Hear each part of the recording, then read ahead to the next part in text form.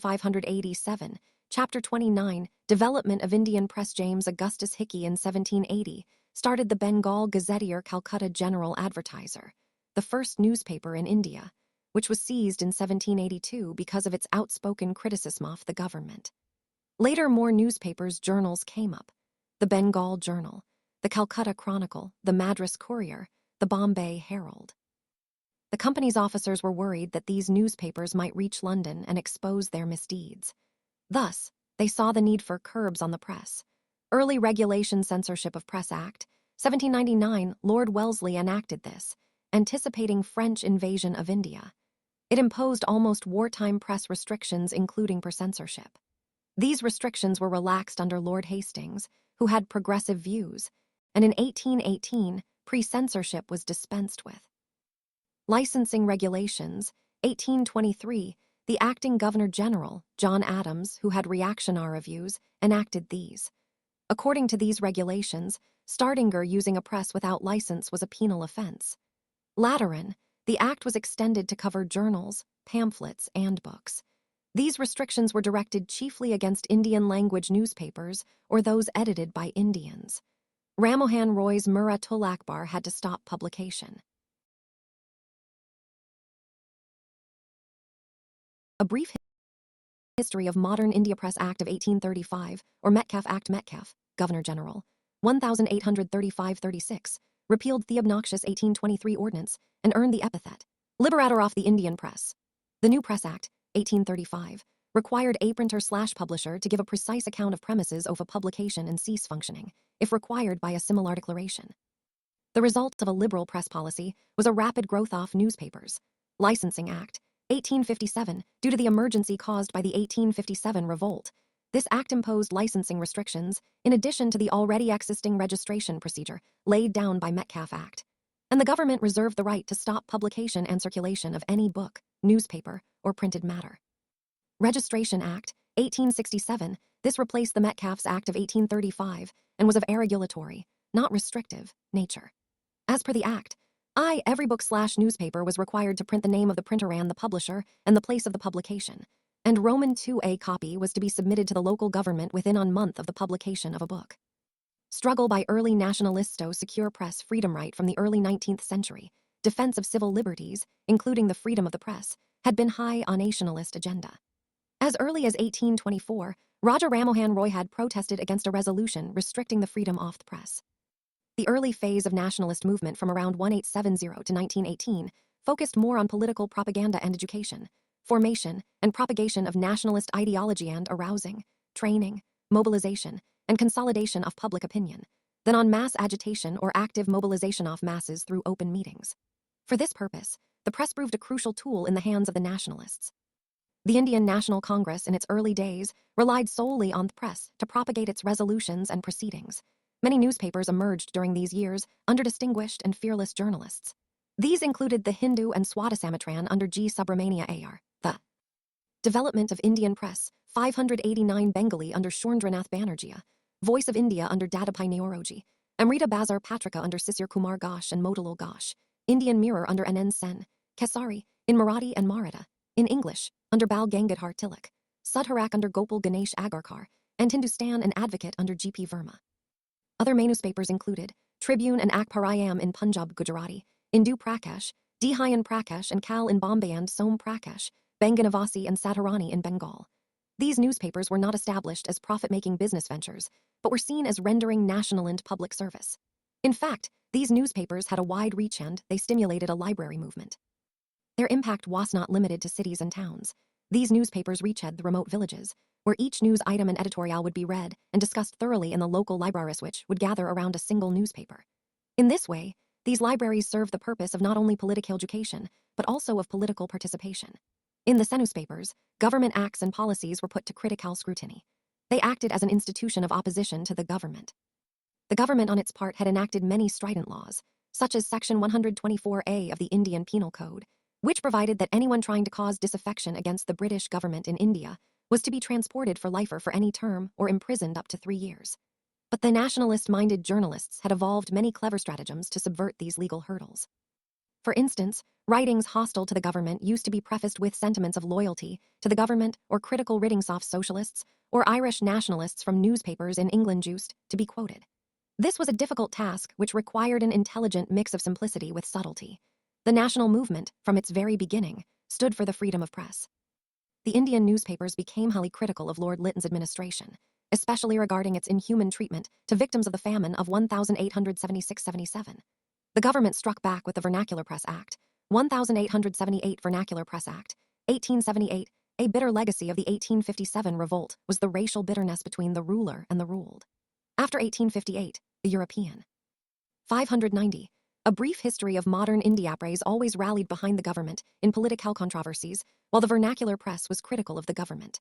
There was a strong public opinion against the imperialistic policies of Lytton, compounded by terrible famine, 1876-77, on the one hand, and lavish expenditure in the imperial Delhi Durbar on the other. The Vernacular Press Act, VPA, was designed to better control the vernacular press and effectively punish and repress seditious writing in publications in Oriental languages. The provisions of the Act included the following. 1. The district magistrate was empowered to call upon the printer and publisher of any vernacular newspaper to enter into a bond with the government undertaking not to cause a disaffection against the government or antipathy between persons of different religions, caste, race through published material. The printer and publisher could also be required to deposit security, which could be forfeited if their regulations were contravened, and press equipment could be seized if the offense reoccurred too. The magistrate's action was final, and no appeal could be made in a court of law. 3. A vernacular newspaper could get exemption from the operation of the Act by submitting proofs to a government censor. The Act came to be nicknamed the Gagging Act. The worst features of this Act were I. Discrimination between English and vernacular press. Roman 2. No right of appeal. Under VPA, proceedings were instituted against Sam Prakash, Bharat Mihir, Daka Prakash, and Samachar. Incidentally, the Amrita Bazar Patrika turned overnight into an English newspaper to escape the VPA. Later, the pre-censorship clause was repealed, and APRE's commissioner was appointed to supply authentic and accurate news to the press. There was strong opposition to the Act, and finally Ripon repealed it in 1882. Repression against nationalist journalists continues in 1883. Shorendranath Banerjee became the first Indian journalist to be imprisoned. In an angry editorial in the Development of Indian Press, 591 Bengali, Banerjee had criticized a judge of Calcutta High Court for being insensitive to the religious sentiments of Bengalis in one of his judgments. Bal Gangadhar Tilak is most frequently associated with the nationalist fight for the freedom of press. Tilak had been building up anti-imperialist sentiments among the public through Ganapati festivals, started in 1893, Shivaji festivals, started in 1896, and through his newspapers Kesari and Maharata. He was among the first to advocate bringing the lower middle classes, the peasants, artisans, and workers into the Congress fold. In 1896, he organized an all-Maharashtra campaign for boycott of foreign cloth in opposition to imposition of excise duty on cotton. In 1896-97, he initiated a no-tax campaign in Maharashtra, urging farmers to withhold payment of revenue if their crop had failed. In 1897, plague occurred in Pune. Although Tilak supported government measures to check plague, there was large-scale popular resentment against heartless and harsh methods such as segregation and house searches. The popular unrest resulted in the murder of the chairman of the Plague Committee in Pune by the Chapekar brothers. The government policies on tariff, currency, and famine were also behind this popular resentment. The government had been looking for an opportunity to check this militant trend and hostility in the press. They decided to make Tilak a victim to set an example to the public. Tilak was arrested after the murder of Rand on the basis of the publication of a poem, Shivaji's Utterances, in Kesari, and a speech which Tilak had delivered at the Shivaji festival, justifying Afzal Khan's murder by Shivaji. Tilak's defense of Shivaji's killing of Afzal Khan was portrayed by the prosecution as an incitement to kill British officials. Tilak was held guilty and awarded rigorous imprisonment of 18 months. Simultaneously, several other editors in Bombay Presidency were tried and given similar harsh sentences. There were widespread protests against these measures. Overnight, Tilak became a national hero and was given the title of Lokmanya, respected and honored by the people, a new leader who preached with his deeds. In 1898, the government amended Section 124A and added another Section 153A to the Penal Code, which made a criminal offense for anyone to bring into contempt the 592, a brief history of modern India government of India, or to create hatred among different classes, that is, vis-a-vis the English in India. This also led to nationwide protests. During the Swadeshi and boycott movement, and due to rise of militant nationalist trends, several repressive laws were passed. Newspaper, Incitement to Offences, Act, 1908 aimed against extremist nationalist activity. The act empowered the magistrates to confiscate press property, which published objectionable material likely to cause incitement to murder acts of violence. Tilak, as the leader of militant nationalists, was tried on charges of sedition and transported to Mandalay, Burma, for 6 years. This led to countrywide protests. In Bombay, textile workers and railway workshop workers took on the army in streets and went on strike for days. Lenin hailed this as the entrance of the Indian working class on the political stage. Indian Press Act, 1910.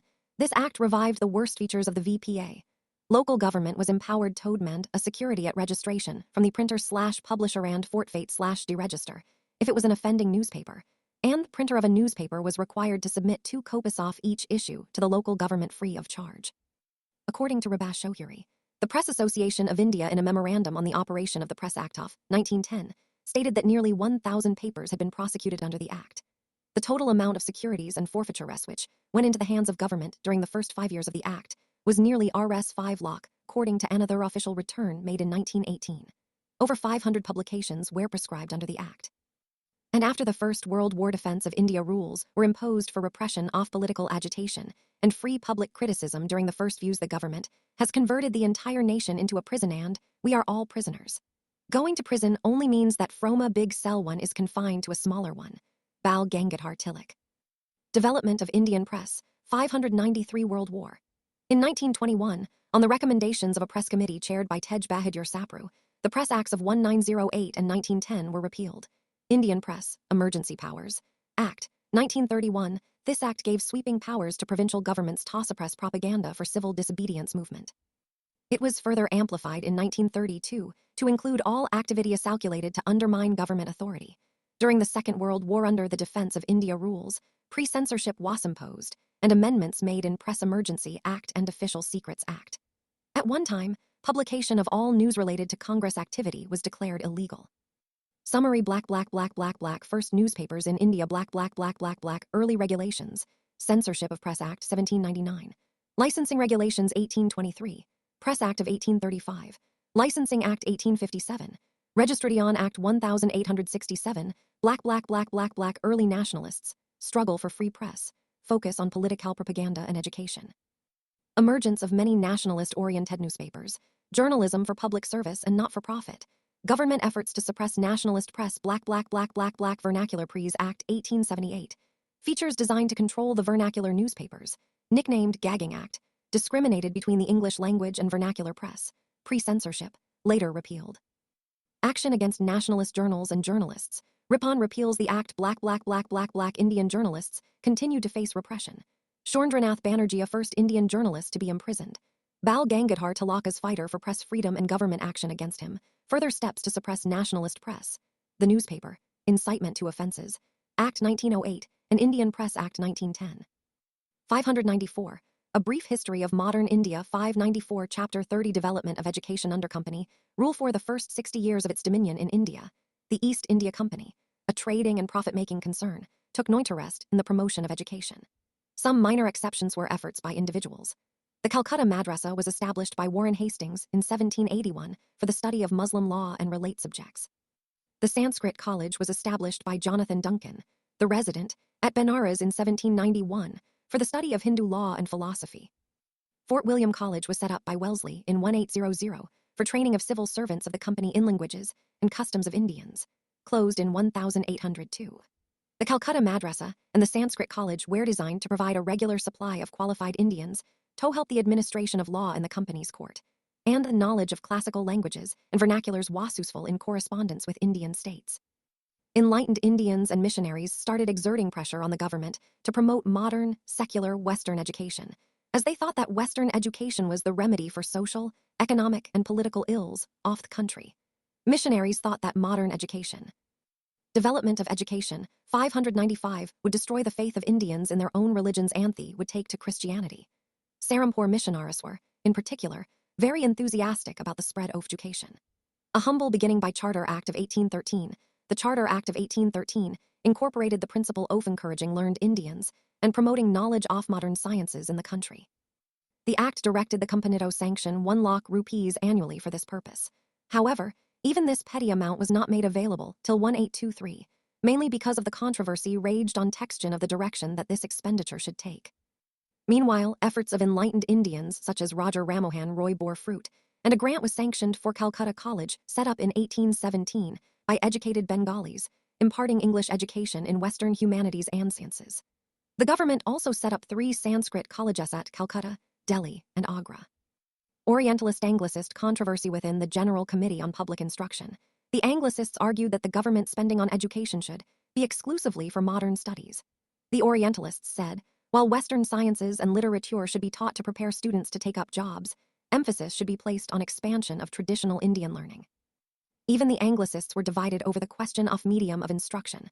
One faction was for English language as the medium, while the other faction was for Indian languages, vernaculars, for the purpose. Unfortunately, there was a great deal of confusion over English and vernacular languages as media of instruction and as objects of study. Lord Macaulay's Minute, 1835. The famous Lord Macaulay's Minute settled the row in favor of Anglicists. The limited government resources were to be devoted to teaching of Western sciences and literature. 596. A brief history of modern India through the medium of English language alone. Lord Macaulay held the view that Indian learning was inferior to European learning, which was true as far as physical and social sciences in the contemporary stage were concerned. The government soon made English as the medium of instruction in its schools and colleges, and opened a few English schools and colleges instead of a large number of elementary schools, thus neglecting mass education. The British planned to educate a small section of upper and middle classes, thus creating a class, Indian in blood and color, but English in tastes, in opinions, in morals and in intellect, who would act as interpreters between the government and masses, and would enrich the vernaculars by which knowledge of Western sciences and literature would reach the masses. This was called the downward filtration theory.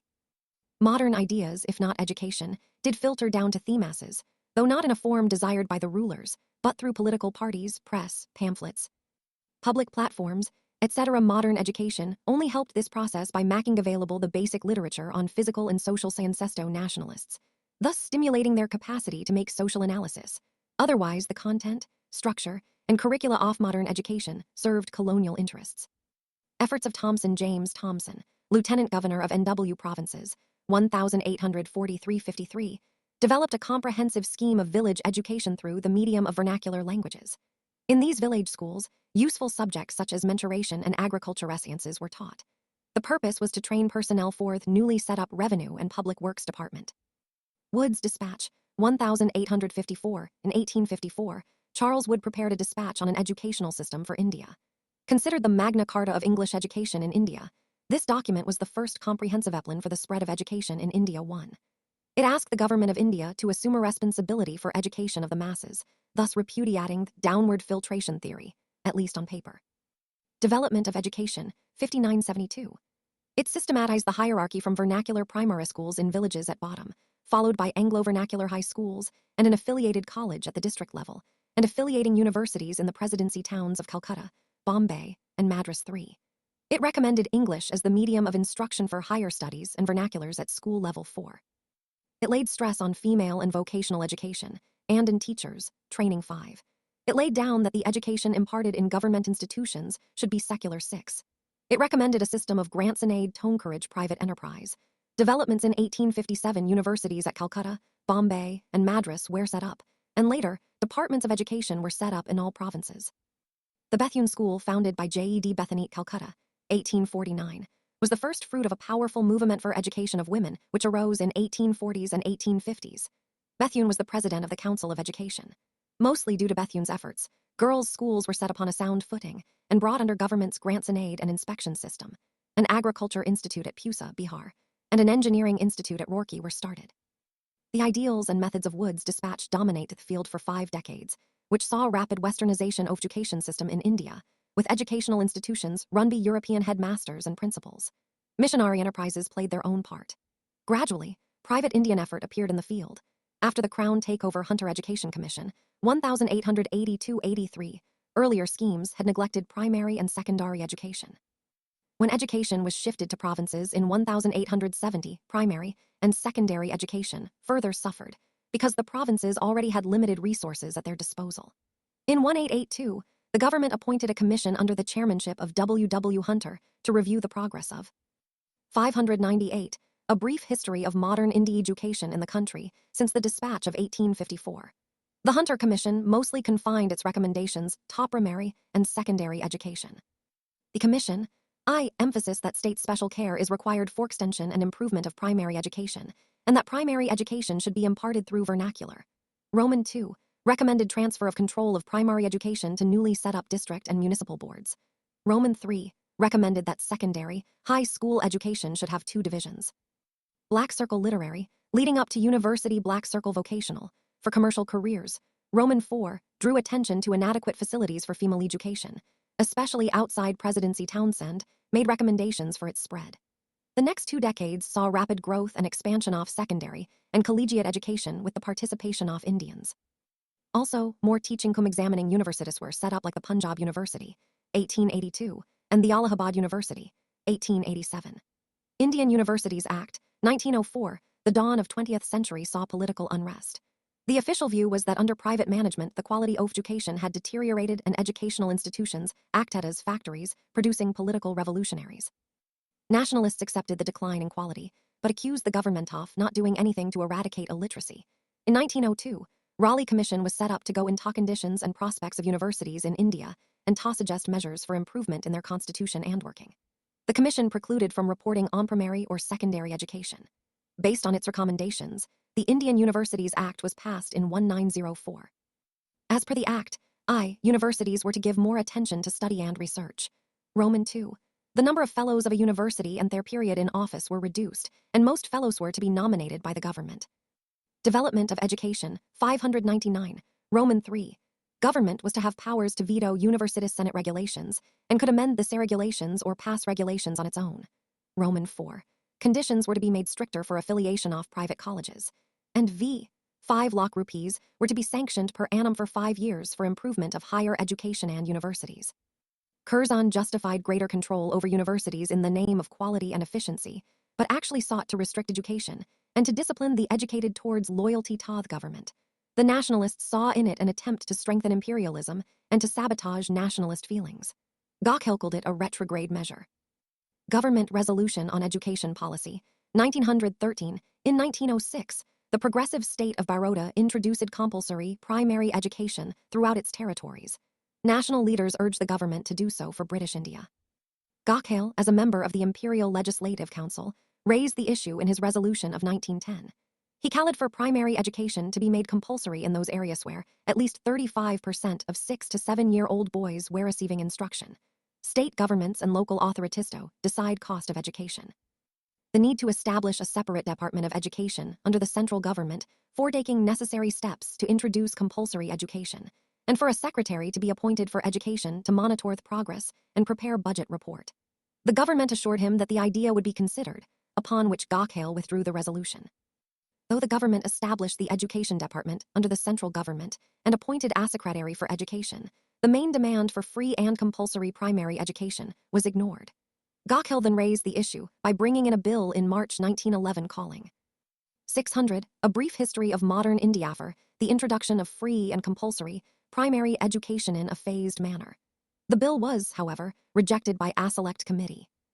The government came up with its Resolution on Education Policy in 1913. The government refused to take up the responsibility of compulsory education, but accepted the policy of removal of illiteracy and urged provincial governments to take early steps to provide free elementary education to the poorer and more backward sections. Private efforts were to be encouraged for this, and the quality of secondary schools was to be improved. A university, it was decided, was to be established in each province, and teaching activities of universities were to be encouraged. Regarding women's education, it was suggested that there should be curriculum of practical utility for girls, and that examination of girls should not get much importance. However, there should be an increase in the number of women teachers and inspectors. Sadler University Commission, 1917-19. In 1917, the Government of India appointed the Calcutta University Commission, commonly called the Sadler Commission after its chairman, Michael Sadler. The commission was set up to study and report on problems of Calcutta University, but its recommendations were applicable more or less to other universities also. It reviewed the entire field from school education to university education. It held the view that for the improvement of university education, improvement of secondary education was a necessary precondition. Its observations were as follows. 1. School course should cover 12 years. Students should enter university after an intermediate stage, rather than matric, for a 3-year degree course in university. This was done to A. Prepare students for university stage, B. Relieve universities of a large number of below university standard students, and C. Provide collegiate education to those not planning to go through university stage. Development of education, 601. A separate board of secondary and intermediate education should be set up for administration and control of secondary and intermediate education too. There should be less rigidity in framing university regulations. 3. A university should function as a centralized, unitary residential teaching autonomous body, rather than as scattered affiliated colleges. 4. Female education, applied scientific and technological education, teachers' training, including those for professional and vocational colleges, should be extended. In 1920, the government recommended the Sadler Report to the provincial governments. The Sadler Commission recommendations had a great influence on the development of education in the next few decades. In the period from 1916 to 1921, 7 new universities came up: Mysore, Patna, Benares, Aligarh, Dhaka, Lucknow, and Osmani. Soon after came more universities such as Delhi, Agra, and Annamalai in Madras. Teaching so far had been the function of degree colleges, and there was no provision for postgraduate education. The functions of the Calcutta, Bombay, and Madras universities were to provide affiliation, conduct examinations, and confer degrees. But now, the number of teaching universities and residential universities increased. With the introduction of honors courses, there was an increase in academic activities in the universities and colleges. Students of different Indian languages began. Facilities for higher studies and research were also created. The post of professor was created in the universities. The Department of Education was opened in Calcutta and Dhaka universities. Internal administration of the universities improved. The Academic Council was created to deal with such matters as curriculum construction, examination, and research. This helped to improve the academic standard of the universities.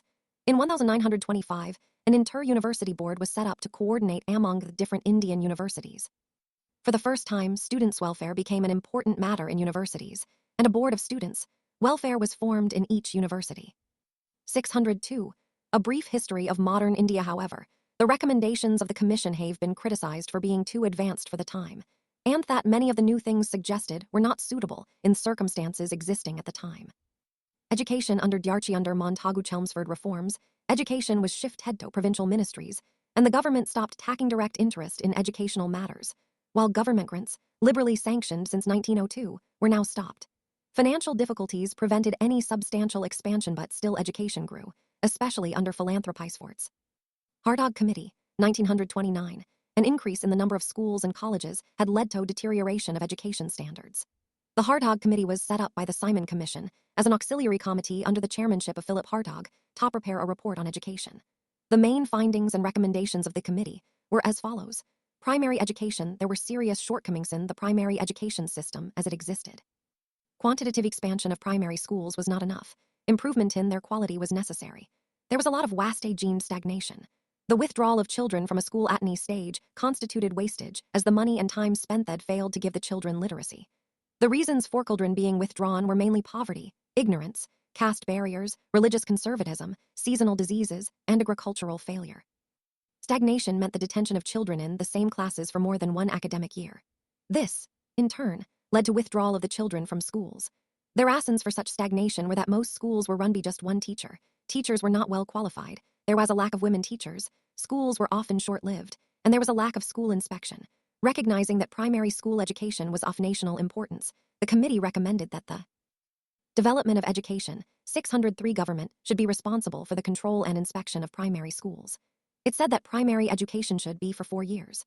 The school timings and the curriculum should be such as to suit the environment and conditions of the locality where they are, and the subjects selected should have practical value for the students. There should be refresher courses and training programs to improve the quality of primary school teachers. School inspection should increase in number as well as in efficiency. Primary schools should serve as community centers that could provide adult education, medical relief, and facilities for recreation to the people of rural areas. Secondary school education, the defects of secondary education, included the fact that it was highly examination-oriented, and there was a large number of failures in the matriculation examination. It recommended the introduction of a more diversified curriculum. Students would benefit from the introduction of alternative courses in the high schools, as the students could then choose courses according to their aptitude. The committee recommended the inclusion of industrial and commercial subjects. Higher education, though the focus of the committee was on primary education, it also evaluated the condition of higher education. It found that the standard of education was low, There was overcrowding in universities, and librarists were not well equipped. The committee suggested that affiliated universities be established besides unitary and residential universities. The condition of university librarists improved, honors courses be opened, and students be admitted on the basis of abilities and aptitudes. The committee asserted the importance of developing learned and liberal-minded individuals who would be capable of undertaking responsibilities. Women's education. Regarding women's education, the committee recommended that the education of boys and girls should get equal importance. More primary schools for girls should be established, and the curriculum should include 604. A brief history of modern India. Hygiene, home science, and music in secondary schools. Attention should also be given to the training of women for teaching jobs. The report of the Hardog Committee was effective tone extent in improving the quality of primary education. However, the quantitative expansion suffered. Secondary school education improved. The number of affiliated colleges also went up. Sergeant Plan of Education. Sir John Sargent, the educational advisor to the Government of India, was deputed to draw up a memorandum for the development of Indian education after the Second World War.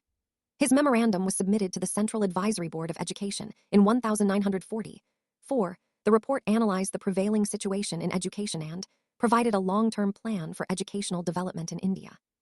It gave details of programs and schemes directed towards reconstructing the education system. The aim of THEPLIN was to bring about universal literacy in India within 40 years of its introduction. The main recommendations made in the report were as follows. Black circle, there should be free pre-primary education for children between the years of 3 and 6. The objective being to give the children social experience. The teachers in the censorship schools should be women adequately trained for work. There should be universal, compulsory, and free education for the 6 to 14 years age group. This group would be divided into 2 stages, namely junior basic, 6-11, and senior basic, 11-14. The fundamental principle of education at this level should be learning through activity. There should be an emphasis on learning some basic craft or craft suited to local needs and conditions. Activities at the senior basic level should include physical training and organized games. High school education should be for a period of 6. Development of education, 605 years for selected children from the age of 11 years. The selected students must be well above the average ability and have exceptional aptitude for higher studies. Fees may be charged, but there would also be studentships, and the poor could get scholarships. There were to be 2 streams in high schools, academic and technical vocational. The high schools in the academic sphere will impart instruction in the arts and pure sciences, while the high school in the technical sphere will provide training in applied sciences and industrial and commercial subjects. The curriculum in both spheres will include art and music, and all girls should be taught domestic science. The mother tongue would be the medium of instruction in all high schools, while English would be a compulsory second language. Students were not to leave a school till the age of 14. As for university education, in the absence of suitable method of selection, many students not fit for it got admitted to university education. Too much importance was attached to examinations. In the circumstances, the university degree course after the higher secondary examination should be for 3 years. The existent intermediate course should be abolished. University education standard must be improved, and admission method must be changed in order that university course could be taken by capable students. Poor students should be given financial assistance. Teachers should be competent, and their service conditions improved. A high standard in postgraduate studies and in pure applied research should be focused on. An all-India organization on the lines of the University Grants Committee of England should be set up to coordinate the activities of the different universities.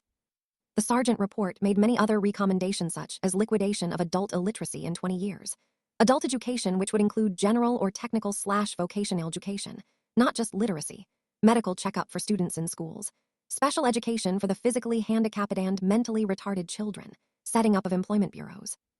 606. A brief history of modern India Wardha scheme of basic education, 1937. The Congress had organized an All-India Education Conference in October 1937 in Wardha.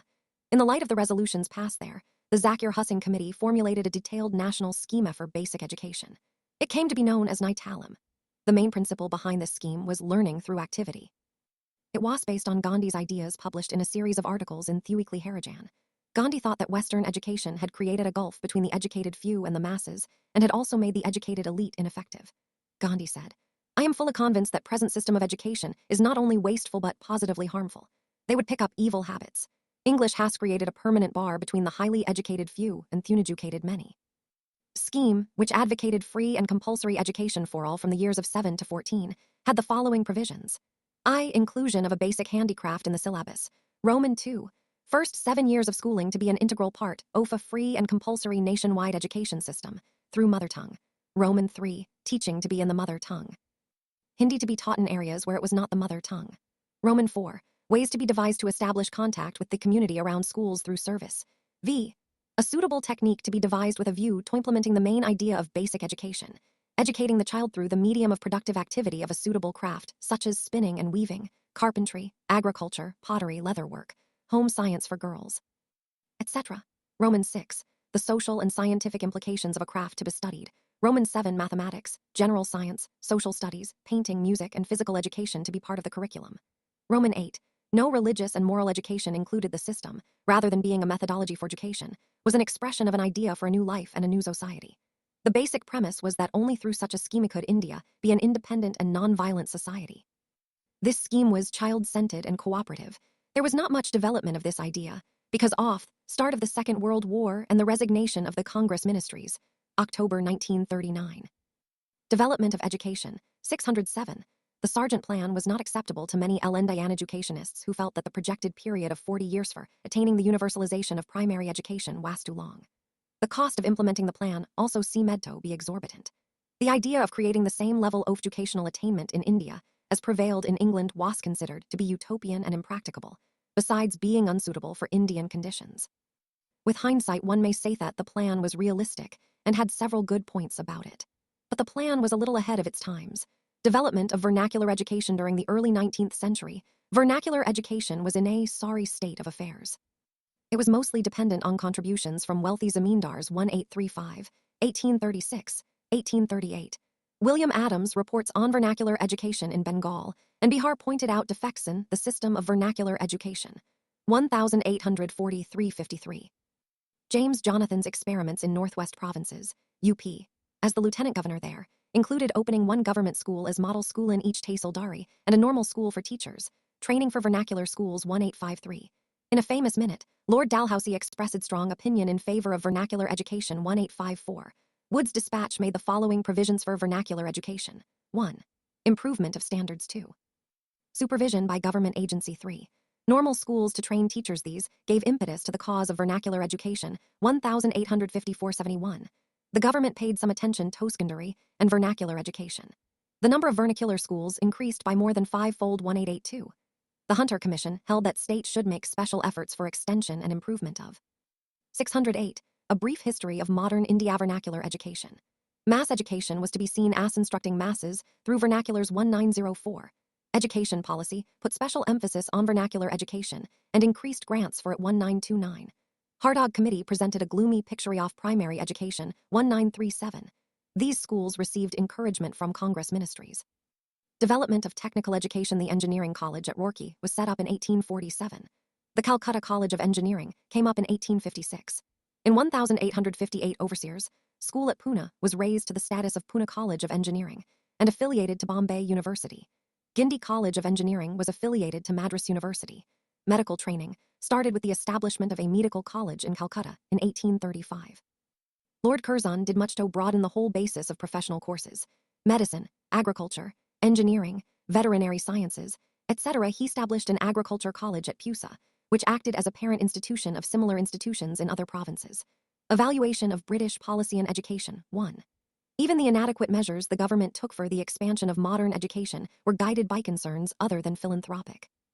The government measures for promotion of education were influenced by Black Circle agitation in favor of modern education by enlightened Indians, Christian missionaries, and humanitarian officials. Black Circle the need to ensure a cheap supply of educated Indians to man an increasing number of subordinate posts in administration and in British business concerns. Thus, there was an emphasis on English medium as the language of administration and of education. Development of education. 609. Black Circle the hope that educated Indians would help expand market for British manufactures in India. And Black Circle an expectation that Western education would reconcile Indians to British rule, particularly as it glorified British conquerors and their administration. The British thus wanted to use modern education to strengthen the foundations of their political authority in India too. Traditional system of Indian learning gradually declined for want of support, and especially after 1844, when it was declared that applicants for government employment should possess knowledge of English 3. Mass education was neglected, leading to widespread illiteracy, 1911, 84%, and in 1921, 92%, which created a wide linguistic and cultural gulf between the educated few and the masses 4. Since education was to be paid for, it became a monopoly of upper and richer classes and city dwellers. 5. There was an almost total neglect of women's education because the government did not want to arouse wrath of orthodox sections, and Roman 2, it had no immediate utility for the colonial rule. 6. Scientific and technical education was by and large neglected. By 1857, there were only 3 medical colleges at Calcutta, Bombay, and Madras, and only 1 good engineering college at Roorkee, which was open only to Europeans and Eurasians. Summary black circle steps taken under company rule. Various colleges established under Charter Act of 1813, Orientalist Anglican controversy, Macaulay's Minute, efforts of Thomson, Wood's dispatch of 1,854 black circle after the Crown took over. Hunter Education Commission, Indian Universities Act of 1904, Government Resolution on Education Policy 1913. Sadler University Commission 1917-19, Education under Dyarchi. Hartog Committee 1929, Wardha Scheme. Sargent Plan 1944, Black Circle Development of Vernacular Education, Black Circle Development of Technical Education, Black Circle Evaluation of British Policy.